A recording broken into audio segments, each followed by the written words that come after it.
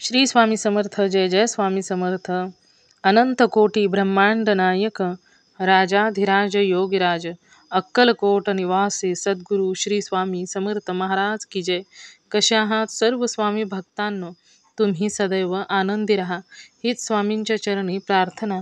तुमच्या सर्व चांगले इच्छा स्वामी महाराज पूर्ण करोत आणि आजचा दिवस तुमचा आनंदात जाऊ हीच स्वामींच्या चरणी प्रार्थना.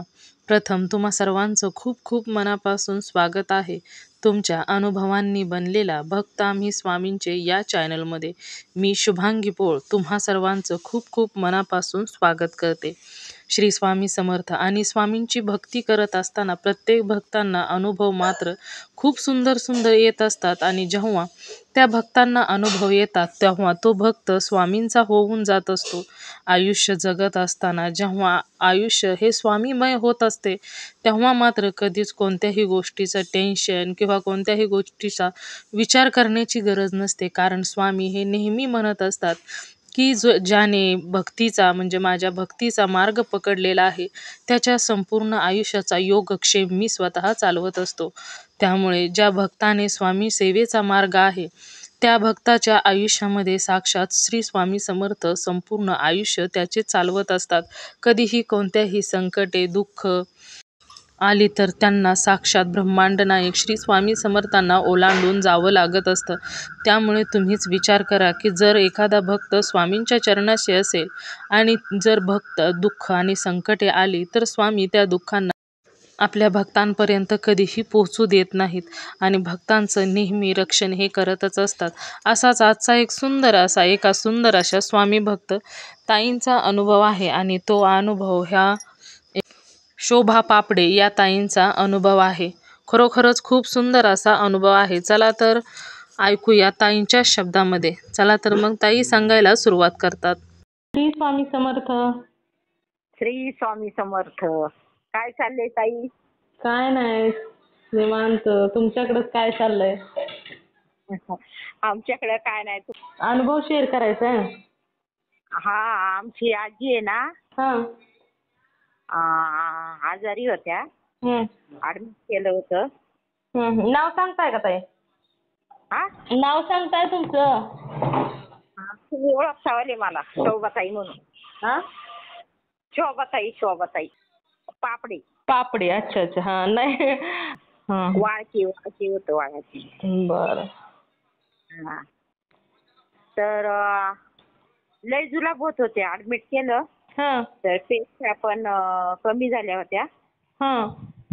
तर 5-6 दिवस ऍडमिट केलं, घरी आणलं. त्याच्यानंतर त्या पडल्या त्या याच्यावर खवाट्यावर. अरे अरे, कस काय? घरातच पडल्या हो. अशक्तपणा आला असेल हो. अहो हा, पण तरी नाही ना, बरीच भरली होती ना. तर घरी आणलं, पडल्या त्या. बरेच दिवस आजारीच होत्या. मग मी तुम्हाला फोन नव्हता का केला. म्हटलं मी शेतात गेले होते, पारायण केलं.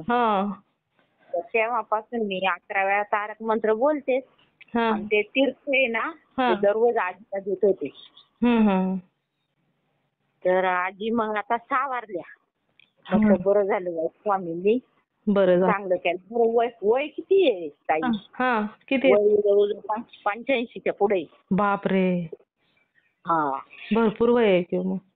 हा, मी म्हटलं काय आता आजी काय मला वाटतं राहत नाही आता. आता संपला विषय. नाही, ज्याचं आयुष्य आहे ते काय. हा, ते तर आहेच. आणि वयस्कर माणूस जर घरात असलं म्हणजे तेवढंच एक आपण कुठं जाऊ शकतो, दार उघडं राहतं. तर आता त्या सावरल्याच म्हणजे स्वामींची कृपा म्हणायची आपल्यावरती. हो. आणि मग तुम्ही दवाखान्यातून आणलं, सोडलं डॉक्टरांनी, त्यावेळेस व्यवस्थित म्हणजे बरं वाटत होतं ना त्यांना? हा, ते त्यांना दवाखान्याची सवय नव्हती. त्यांना असं का मी कधी घरी येते. तरी 5-6 दिवस कसे तरी काढले. नाही म्हणले आता मला जमणारच नाही. म्हणजे त्यांना दवाखान्यात नको वाटत असेल ना. हा, आणि सकाळी जायचं, संध्याकाळी यायचं घरी झोपायला. ते म्हणे नाही जमत. दिवसभर फक्त सलाईन वगैरे लावायचं. तर मी म्हणलं आता डॉक्टर पण आणले, आता सावरतील कसं काय बाई, अजून वाढाव पण कमी नाही. अरे अरे. आणि त्याच्यात मी एकटीच करायला, सारखी पाहुण्यांची रांग चालू भेटायला यायला. बरं आलेले अतिथी म्हणल्यावर त्यांना कसं मोकळं पाठवायचं नाही, असं करायला पाहिजे. तर आलेल्या पाहुण्यांचा पाहुणचार झालाच पाहिजे की. तर मला झाली आता त्या दादांचा अनुभव मी शेअर केला ना आता. हो. तर मला आठवण झाली, म्हणलं स्वामींची कृपा म्हणायची आपल्यावरती. नाही ते तारक मंत्राचं तीर्थ दिल्यामुळे झालं ना व्यवस्थित. तेच म्हणायचं तर काय. आणि तारक मंत्राच्या तीर्थाने होतच ना, फरक पडतोच लोकांना. पडतो ना. तेव्हा म्हटलं हे तरी करून बघावं बाई. आता तुम्ही बघितलं की तुम्ही तुमच्या शेतात तारक मंत्राचं बघा करताय, सेवा करताय तिथं. आता आहे पीक आलं का नाही काढायला, का नाही अजून फुलं वगैरे लागलं? नाही टोमॅटो आलेत आता, पण तरी अजून 15 वर घेतील. म्हणजे कच्चे आहेत का? कच्ची. बरं झालं, आता दर पण आहे ना भरपूर. आहे. हो, आता दर चांगला. आता प्रत्येक म्हणजे 20 रुपयाच्या खाली काय सुद्धा नाही पावशेर. आमच्या इथं तर आहे प्रत्येक भाजी, मिरची 25 रुपये बारकी आपली म्हणजे तिखट मिरची. 25 रुपये पावशेर. मार्केटमध्ये तर आहे. मग आता अजून तरी आहे दर, मग पुढे होईल की व्यवस्थित. आता स्वामींची सेवा करताय तुम्ही, एवढं व्यवस्थित आहे, भरपूर फायदा होईल की हो. तुमचा आशीर्वाद असू द्या, स्वामींचा आशीर्वाद असू द्या. हो, आहेत की स्वामी. स्वामी आहेत बरोबर ताई, काय घाबरायचं नाही. स्वामी करतात एकदम ओके. काय म्हणताय अजून? जेजुरीला पण गेले होते. केंद्रातूनच गेलो होतो. अरे वा. परत रविवारी पण याला गेलतो भीमाशंकरला. तिथे पण सेवा होती, जेजुरीला पण सेवा होती, अभिषेक वगैरे मस्त कार्यक्रम झाले. बरं झालं. म्हणजे तुम्ही आता फिरून आलाय का? आता परवाच्या दिवशी गेलो होतो रविवारी. अरे वा. त्याच्या पाठच्या रविवारी जेजुरीला गेलो होतो. खूप छान अनुभव आला. तुम्ही आता आहेत ना आजी बरोबर चांगल्या? आता चांगल्या. आता नाही नाही. आता फिरतात तसं व्यवस्थित आहे. बरं झालं. तारक मंत्राच्या तीर्थाने म्हणजे प्रत्येकाला होतो चांगला फरक पडतो. त्यांना पण देत जा थोडं थोडं, जरी चमचाभर जरी दिलं ना तरी पण. विभूती वगैरे लावायची कपाळी. त्यांना सांगायचं सकाळ संध्याकाळ किंवा संध्याकाळी तरी थोड्या वेळ आपलं नामस्मरण करा मनातले मनात. कसं वय झाल्यानंतर पण आरोग्य साथ देत नाही ना हो. आणि ते वयाच्या मानाने उलट बरं म्हणायचं. हो ना, आता 80-85 वय म्हणजे का थोडं झालं का होत आहे? म्हणजे काम वगैरे काय नाही करती, पण असं नुसतं अन्न जिरलं तरी बाद झालं ना, जरा थोडंसं फिरता आलं तरी बाद झालं, स्वतःला करता आलं तरी बस झालं. हो ना. नाही नुसतं चालून फिरून आलं तरी किती काम कमी होतं ताई. बाकीचं राहिलं काय काम करायचं, पण ते व्यवस्थित, ते महत्वाचं, व्यवस्थित असणं महत्वाचं आहे. नाहीतर आपण कालचा अनुभव बघितला का त्या दादांची परिस्थिती कशी आहे? पाहिजे ताई, खरंच बाबा. कसं म्हणजे एक पण हे नाही ना, दोन्ही पण. आणि मुलाला अजिबात दया माया नाही, काय बोलायचं. आता ह्यांची परिस्थिती कशी आहे बघा ना. त्यांना ताईंना पॅरालाइज झालाय, दादांचा डोळ्यांना दिसत नाही, म्हणजे किती वाईट अवस्था आहे ना. मग आता तिथं त्यांना कोण डबा वगैरे, डब्याची तरी सोय करायची, बाकीचं राहिलं असं मी म्हणतो. तर बरोबर आहे. बाकीचं आता ही काय ताई तर झोपून असणार, पॅरालाइज झालाय त्याच्यामुळे, आणि दादांना दिसत नाही. मग दळण कसं करायचं, दळून कुठून आणायचं, ते म्हणजे चक्की लांब आणाय जायला. चक्की पण नाही म्हटलं आसपास कुठं. ताई मी टोमॅटो निघाले का तुम्हाला अवश्य फोन करीन बरं का. बरं चालेल. नाही, फायदाच होणार आहे ताई, नका काळजी करू. हा. श्री स्वामी समर्थ. हो, अनुभव शेअर करते मी ताई. हा हा. चालेल. श्री स्वामी समर्थ. श्री स्वामी समर्थ.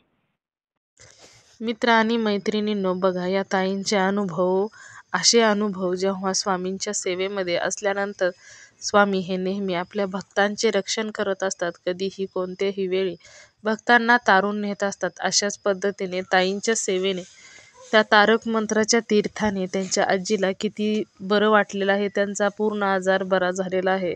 तर या ताईंचा अनुभव मला तर खूप आवडलेला आहे. तुम्हा सर्वांना या ताईंचा अनुभव कसा वाटला नक्कीच मला कमेंट करून सांगायचं आहे. त्याचबरोबर श्री स्वामी समर्थ लिहायला देखील विसरायचं नाही.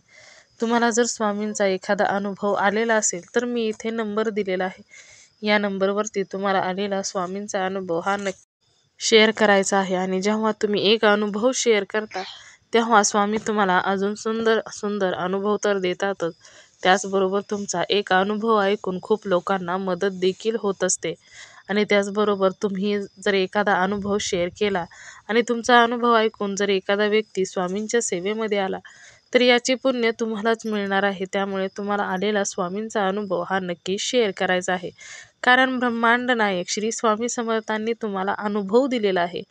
ही काही साधी गोष्ट नाही आणि त्यांनी दिलेला अनुभव तुम्ही शेअर करणं हे खूप गरजेचे आहे. कारण त्यांचा अजून एक भक्त देखील वाढू शकतो. आणि जेव्हा तुम्हाला आलेला अनुभव शेअर करता, आणि ही देखील खूप मोठी स्वामी सेवाच आहे. त्याचबरोबर आपला हा चॅनल भक्त आम्ही स्वामींचे, या चॅनलचं एकच ध्येय आहे, ते म्हणजेच भक्ताने भक्त स्वामी भक्त वाढवायचे आहेत आणि प्रत्येकाचे जीवन स्वामीमय करून टाकायचे आहे. त्यामुळे तुम्हाला आलेला स्वामींचा अनुभव हा नक्की शेअर करायचा आहे. तुम्ही सर्वांनी मिळून माझा व्हिडिओ शेवटपर्यंत ऐकला त्याबद्दल मी मनापासून तुम्हा सर्वांची खूप खूप आभारी आहे. पुन्हा भेटूया श्री स्वामी समर्थांच्या अशाच एखाद्या सत्य अनुभवाबरोबर.